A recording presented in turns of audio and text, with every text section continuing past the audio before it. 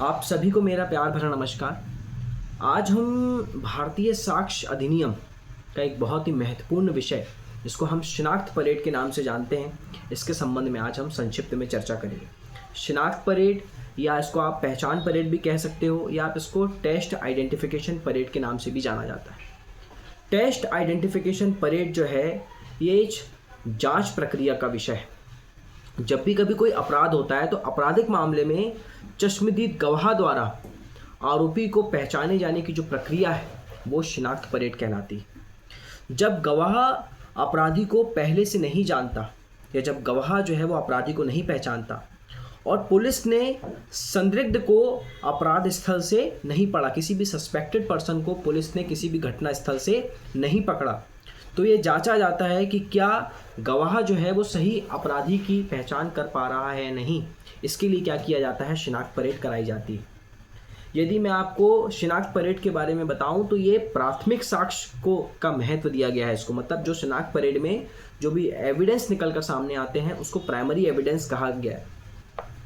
जब कभी भी कोई आपराधिक घटना घटित होती है तो आपराधिक घटना घटित होने के बाद यदि जो विक्टिम है वो बिल्कुल अपराधी से बिल्कुल अपरिचित है या बिल्कुल अज्ञात है कि वो नहीं जानता अपराधी को, तो ऐसी स्थिति में क्या किया जाता है, 7 से 8 लोगों को एक ही क्रम में जो है वो खड़ा कर दिया जाता है।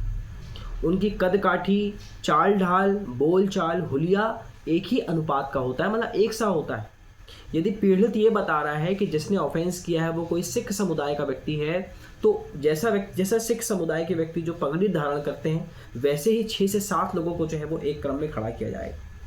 यदि विक्टिम ये बताता है कि जिस व्यक्ति ने ऑफेंस किया है उसकी बहुत बड़ी बड़ी दाढ़ी थी, तो उसी शेव वाले 7 से 8 लोगों को जो है वो एक ही क्रम में जो है वो खड़ा किया जाता है।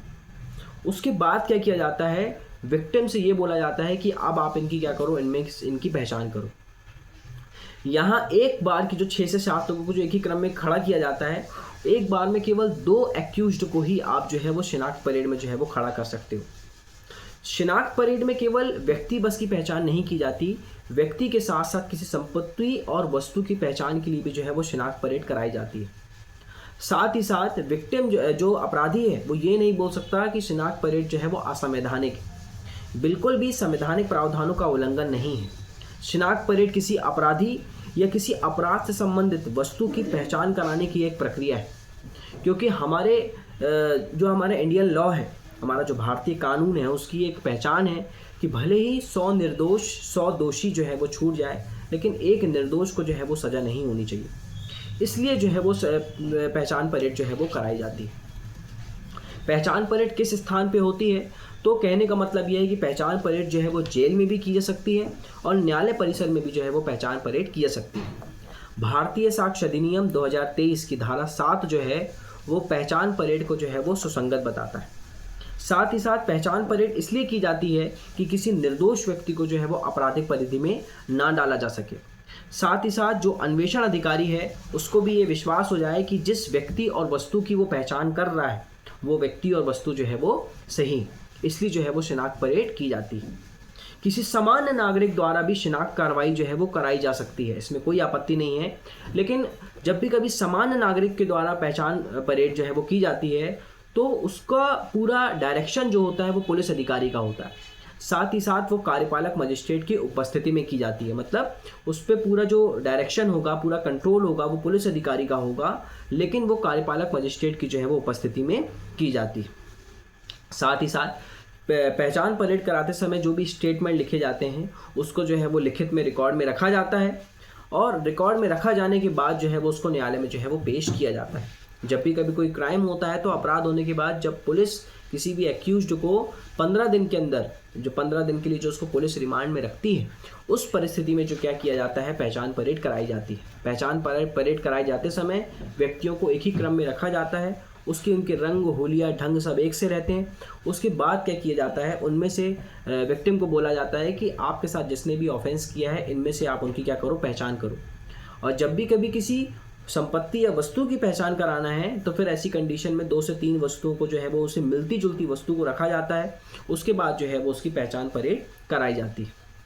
अब यहाँ कुछ बातें हैं जो पहचान परेड के संबंध में हमें याद रखना चाहिए। सबसे पहली बात यह है कि पहचान परेड कराए जाते समय ज़रूरत से ज़्यादा जो है वो विलम्ब नहीं होना चाहिए, और यदि ज़रूरत से ज़्यादा विलम्ब हुआ है तो फिर उसका उल्लेख आप केस डायरी में करो। साथ ही साथ पहचान परेड का जो संचालन है वो मजिस्ट्रेट द्वारा जो है वो कराया जाना चाहिए, मजिस्ट्रेट की उपस्थिति में की जानी चाहिए।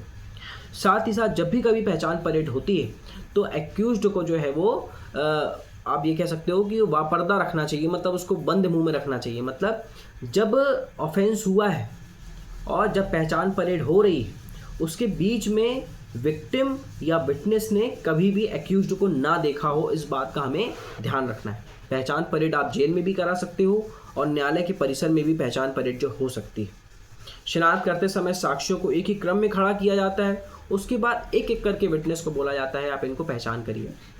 दो विटनेस जब पहचान परेड कर रहे हैं तो हमें कोशिश ये करना है कि वो दो विटनेस आपस में मिले ना। जैसे कि किसी विटनेस ने ए नामक व्यक्ति का नाम लिया, फिर वही विटनेस वापस चला गया और उसने दूसरे विटनेस को बोल दिया कि तुमको भी ए नामक व्यक्ति का ही नाम लेना है, तो ऐसी कंडीशन में क्या होगी, पारदर्शिता खत्म हो जाएगी। तो पारदर्शिता को ध्यान में रखते हुए हमें याद रखना है कि दो विटनेस जो हैं जब भी वो पहचान परेड करा रहे हैं तो वो आपस में ना मिलें। साथ ही साथ शिनाख्त करते समय एक ही शक्ल के व्यक्तियों को जो है वो लगभग रखा जाता है। कहने का मतलब ये है कि यहाँ पर जब भी कभी आइडेंटिफिकेशन परेड होती है तो पुलिस अधीक्षक को बता दिया जाता है कि फला व्यक्ति जो है वो पहचान परेड में शामिल होने वाला है, इसलिए वो अपने फेस में किसी भी प्रकार का कोई परिवर्तन ना करे। भाई ऐसे कोई व्यक्ति है जिसको जो अपराध करते समय उसकी बहुत बड़ी बड़ी शेव थी, अब उसने बाद में जो है वो शेव कर लिया पूरी, तो अब उसकी पहचान होना थोड़ा मुश्किल हो जाता है। तो ऐसी कंडीशन में पुलिस अधीक्षक को बोल दिया जाता है कि इस बात का ध्यान रखें कि इस व्यक्ति की पहचान परेड होने वाली है, वो किसी भी तरीके से अपने जो है वो रंग रूप में कोई भी परिवर्तन ना करे। साथ ही साथ जब किसी एक्यूज्ड का पहचान परेड कराई जाती है तो उसके अंगूठा जो है वो लगाया जाता है कि बाद में वो उस बात से मुकर ना पाए कि मैं किसी भी तरीके से पहचान परेड में जो है वो शामिल नहीं था। तो आमतौर पर देखा जाता है कि जब भी शिनाख्त परेड कराई जाती है तो वो पुलिस अधिकारी के निर्देश और नियंत्रण में रहते हुए मजिस्ट्रेट की उपस्थिति में कराई जाती है। शिनाख्त कराने का जो है मुख्य उद्देश्य क्या है कि किसी भी निर्दोष व्यक्ति को जो है वो जेल ना भेजा जाए या निर्दोष व्यक्ति को सज़ा ना हो। जो व्यक्ति एक्यूज्ड है, जो व्यक्ति अपराधी है, सही व्यक्ति को सज़ा हो, इसलिए शिनाख्त परेड कराई जाती है। क्योंकि बहुत बार ऐसा होता है कि जो विक्टिम है वो एक्यूज्ड को नहीं पहचानते, उसको नहीं जानते, इसलिए क्या होता है कि शिनाख्त परेड की कार्रवाई जो है वो की जाती है। शिनाख्त परेड का केवल उद्देश्य क्या है, पारदर्शिता को बढ़ावा देना, जांच की प्रक्रिया को त्वरित करना, और जो न्यायपालिका से जो क्रिमिनल मैटर जो होते हैं, तो क्रिमिनल मैटर जो है बहुत ही तीव्र चलते हैं और बहुत बार ऐसी परिस्थितियां आती हैं कि निर्दोष व्यक्ति को जो है वो जेल जाना पड़ता है। तो इन सारी चीज़ों से बचने के लिए जो है वो शिनाख्त परेड जो है वो कराई जाती है, जो एक जांच का विषय है। जो सबसे क्रिमिनल मैटर में क्या होता है कि 3 प्रकार की स्टेजेस होते हैं। सबसे पहले इन्वेस्टिगेशन होता है, फिर इंक्वायरी होती है, फिर ट्रायल होती है। तो जो शिनाख्त परेड है ये जो इंक्वायरी स्टेज होता है उसकी प्रक्रिया है आपकी शिनाख्त परेड। यदि आपको मेरा वीडियो अच्छा लगा हो तो लाइक करें, कमेंट करें। यदि कोई कमी नज़र आती है तो प्लीज़ मुझे कमेंट बॉक्स में बताइए। धन्यवाद।